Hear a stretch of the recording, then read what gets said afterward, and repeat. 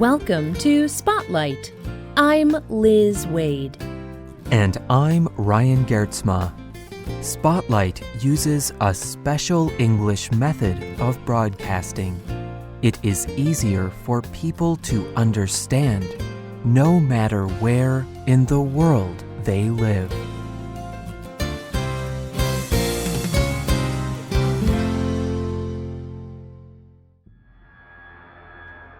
In March of 2011, there was a major earthquake. The ocean floor near Japan shook. On land, buildings fell, and people ran to safety. The earthquake also created a wave.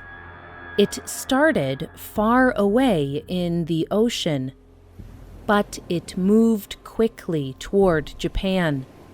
As it moved, it became larger and larger. It was a tsunami. Finally, the huge wave crashed into the coast. It destroyed many buildings. In fact, it caused more damage than the earthquake. The tsunami and earthquake killed 10,000 people, and it destroyed thousands of homes. After the tsunami, people from around the world sent money and supplies to help the Japanese people. Organizations set up temporary shelters for victims to live in. And immediately, Japan began the difficult process of rebuilding its nation. Now, it has been over 1 year since the tsunami. Japan has made a lot of progress, but it is still recovering. Today's spotlight is on Japan's recovery from the 2011 tsunami.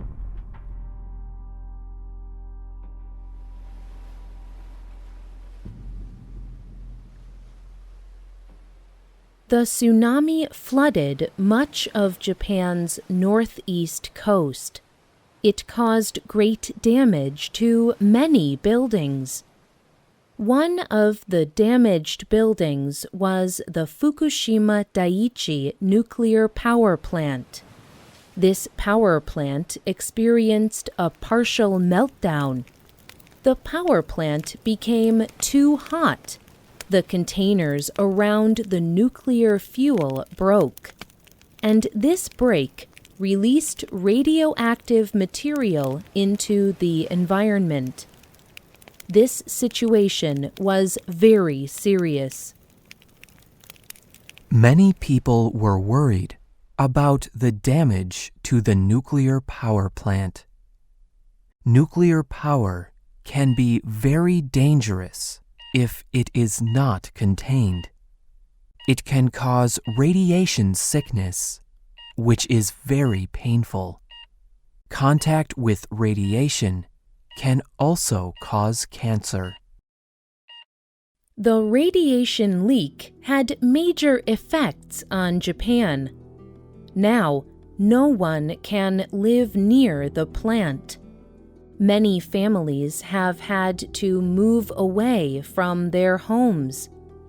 Yutaka Yoshioka lived in the area near the Fukushima Daiichi power plant. He had to leave his home and his business. 6 months after the tsunami, he still lived in a shelter near Tokyo. He lived there with many other victims of the tsunami. Yoshioka spoke with NPR about his life in the temporary shelter. In the morning, I have a meal from a box. Then I have a boxed meal for lunch and another for dinner.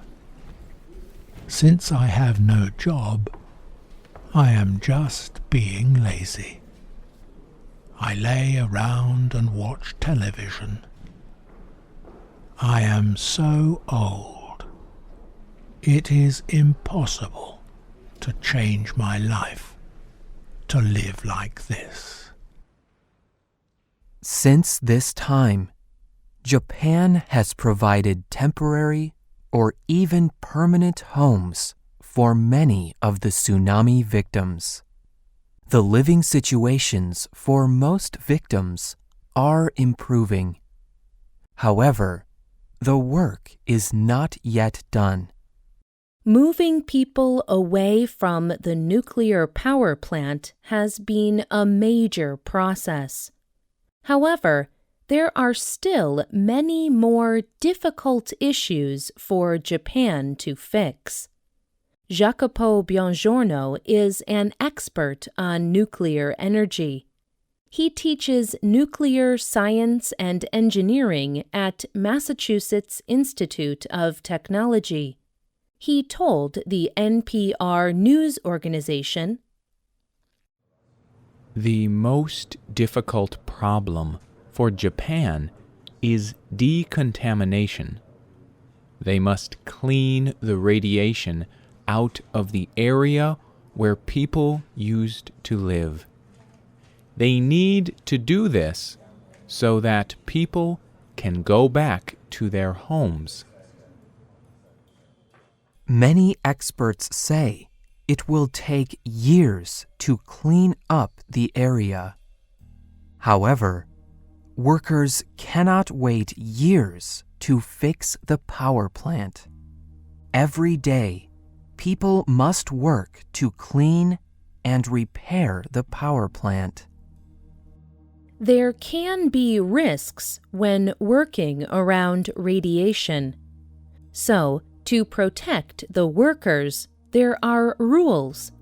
For example, workers can only work for short periods of time. This protects their physical health. However, there is another risk, a mental risk. Most of the people working to repair the power plant are not nuclear workers, so they do not know the risks of working around radiation. This causes many of them to worry. Evelyn Bromett is a medical researcher. She says this is common after nuclear accidents. She told NPR, "The central public health issue is worry. Worry about personal health, concerns about the future, and worry about future health of children." This kind of worry is a major mental health issue for Japan. However, worry is not the only mental health concern. Many Japanese people suffered mental trauma from the earthquake and tsunami. They were wounded emotionally and mentally. Providing care for victims of mental trauma remains important. Often, children can suffer the most from the mental trauma. It can be difficult for small children to express their thoughts and emotions about such major events. Ruiji Saito and Koyuti Rollins are both 6 years old. They remember the day the earthquake happened. They told NPR, "We were not sleeping. We were playing something. The earthquake just came, and we hid under the table. The food fell down from the table. Everybody stepped on my hair because my hair was long. Somebody even stepped on me." Akiko Kobayashi is a teacher in Japan. She says that many of her students behave differently since the earthquake. She told NPR, They are often fighting with people. They shout with really loud voices. I think they are worried and scared. So I feel very sad when I think about the children and their future. I think it affects them a lot. Kobayashi also noticed a change in her students' artwork. She told NPR, Suddenly, they started to color faces black, clothes black, everything black. Not all the children, but some children. But it is getting better now.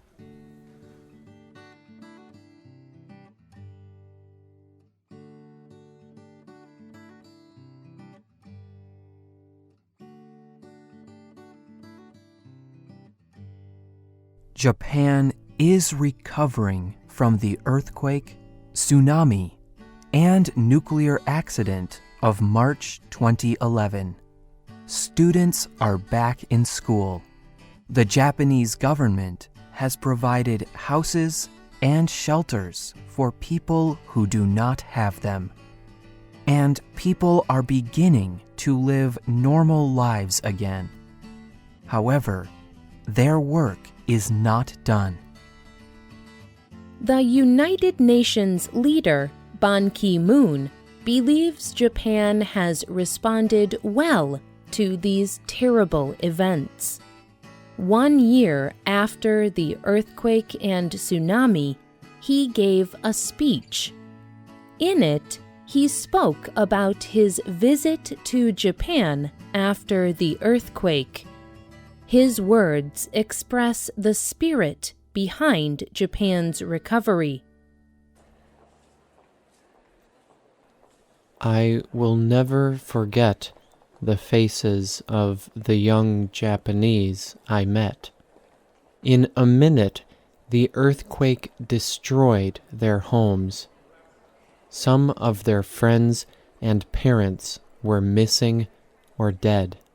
The nuclear accident shook their sense of security, but nothing could defeat their spirit.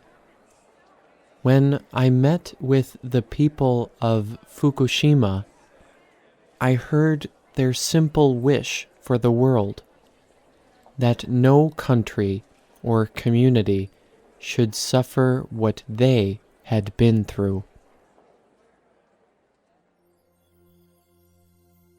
The writer and producer of this program was Diana Anderson.